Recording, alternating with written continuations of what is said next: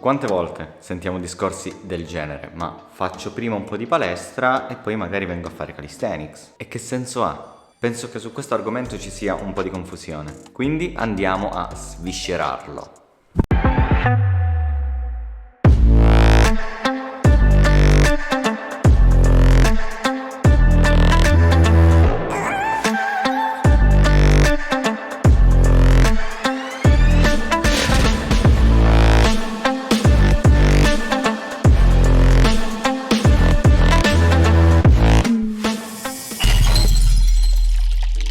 Che differenza c'è tra allenarsi in una palestra con dei macchinari oppure allenarsi in una palestra come questa?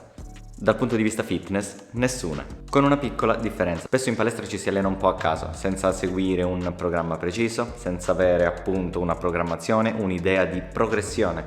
Quindi i risultati stentano anche ad arrivare. Tranne qualcuno, fortunato geneticamente, diciamo che la media dell'utenza della palestra non ottiene risultati come avrebbe voluto, non ottiene i risultati sperati, diciamo la verità. Chi conosce poco il mondo dell'allenamento nutre sfiducia verso le palestre non attrezzate con dei macchinari. Pensa, ma io qui non progredirei, non sono abituato ad allenarmi così, e questa considerazione deriva dal fatto che non si conosce l'allenamento poi specifico che andiamo a fare in palestra. C'è quello che ti dice, ma io devo sollevare chili per migliorare. E qui che cosa facciamo? Solleviamo piume? Non mi pare. Anzi, probabilmente solleviamo anche più chili rispetto a quelli che si vedono mediamente sollevare nelle palestre. E non è un discorso contro le palestre attrezzate, è un discorso che serve per far capire che non c'è una differenza tra una palestra attrezzata con dei macchinari isotonici e una palestra nella quale si lavora a corpo libero, sempre tra virgolette. Il risultato dipende dalla programmazione, dall'idea di progressione, quindi dal cercare di diventare sempre più forti nel tempo, e soprattutto dai chili sollevati, dagli sforzi che andiamo a fare. Quando mi si fa la domanda su quale tipo di allenamento è migliore, la mia risposta è sempre la stessa. Io credo che l'allenamento migliore sia quello che ti piace fare, cioè se ti piace allenarti con i principi del calisthenics, quindi a corpo libero ma usando anche dei pesi, imparando magari qualche nuovo movimento se ti piace, ma non è necessario per forza, allora scegli il calisthenics. Mentre invece se ti piace allenarti con la ghisa, con i macchinari guidati, e se ti piace anche quel clima che c'è in palestra con le cuffie, isolato per i fatti tuoi a farti il tuo allenamento, quel tipo di palestra, allora devi scegliere quella. Perché? Perché non c'è un luogo migliore rispetto ad un altro o che ti fa migliorare di più. Quello che ti fa migliorare è la costanza che riesci ad avere. Quindi se tu scegli una disciplina che ti piace, la praticherai con costanza, migliorerai di più perché sarai sempre motivato ad allenarti, eviterai di saltare giorni di allenamento. Mentre invece se tu scegli una disciplina solo perché pensi sia migliore rispetto ad un'altra, però non ti piace, poi comunque ad ogni scusa mancherai, sarai discontinuo e non otterrai grandi risultati. Perché, diciamola tutta, i risultati derivano dalla costanza. Se voi riuscite a fare un programma di allenamento che si protrae nel tempo e riuscite ad essere costanti, allora migliorerete. Se invece fate 2 giorni di allenamento, poi uno mancate, poi 2 avete il matrimonio, poi avete la festa, poi il compleanno, purtroppo i risultati in questo modo stenteranno ad arrivare. Detto ciò, dire faccio calisthenics ha un doppio significato. Conosciamo tutti la parte sportiva e molti storceranno il naso dicendo vabbè, ma io queste cose non ne posso fare, cioè sono troppo alto, sono pesante, ho molta massa muscolare. Diciamo che non è proprio questo il motivo, non è il fatto che siete pesanti o alti. Alcune cose non riusciremo mai a farle perché sono troppo difficili, perché rappresentano un livello atletico irraggiungibile, semplicemente. Quanti di voi pensano di poter correre i 100 metri in 10 secondi o anche un po' meno?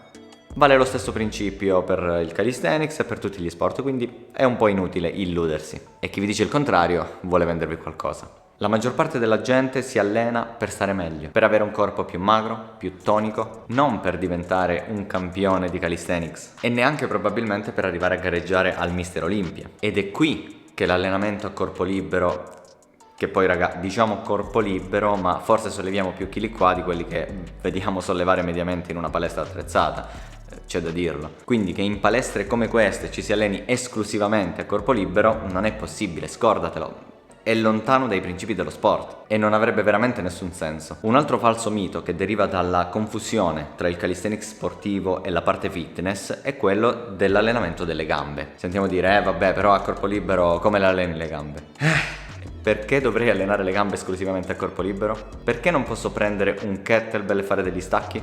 O degli squat? Perché non posso usare il bilanciere? Nel calisthenics sportivo non è conveniente allenare le gambe, perché andremmo a creare una massa, un'ipertrofia su degli arti che non sono implicati in maniera diretta nella parte sportiva, anzi andrebbero ad aggravare la nostra situazione, andrebbero ad aumentare il nostro peso corporeo, anche la ripartizione del peso in maniera svantaggiosa, ci creerebbero uno svantaggio dal punto di vista sportivo. Ma è lo stesso motivo per cui non vedrete mai un ciclista anche molto pompato nella parte superiore, perché sarebbe un peso in più che dovrebbe portarsi come zavorro sulla bicicletta, non gli serve. Non confondiamo l'utente medio della palestra con l'atleta, perché sono due mondi distanti e diversissimi e che non si incontrano minimamente tra di loro. Quando qualcuno dice non vado in una palestra di calisthenics perché non ho interesse a fare quelle cose strane, potrebbe avere ragione, ma quelle cose strane, chiamate skills o abilità in italiano, fanno parte del calisthenics sportivo, non di quello fitness. Poi se parliamo di risultato estetico,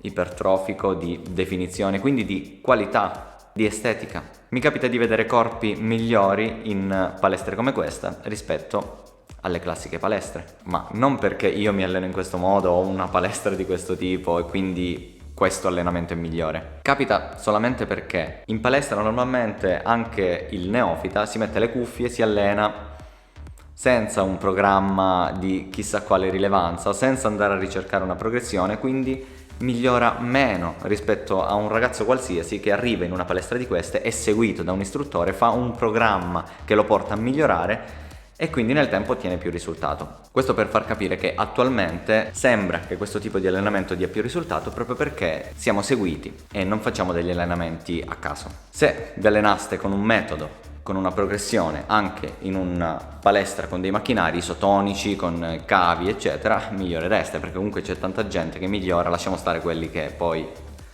usano steroidi, però diciamo in generale si migliora facendo un po' tutto. E niente, spero che questo discorso possa essere stato d'aiuto a qualcuno a capire alcune leggende che ruotano attorno al mondo del corpo libero e soprattutto quella che in una palestra così ci si allena esclusivamente a corpo libero e i pesi sono banditi, quando invece comunque la prima cosa che ho acquistato sono stati i pesi, quindi dovremmo cercare di farci di più una cultura per quanto riguarda il mondo sportivo e il mondo dell'allenamento in generale e capire anche che non c'è una cosa che esclude l'altra, ma spesso molte cose si intersecano tra di loro e funzionano solo se messe in un grande calderone. Ciao!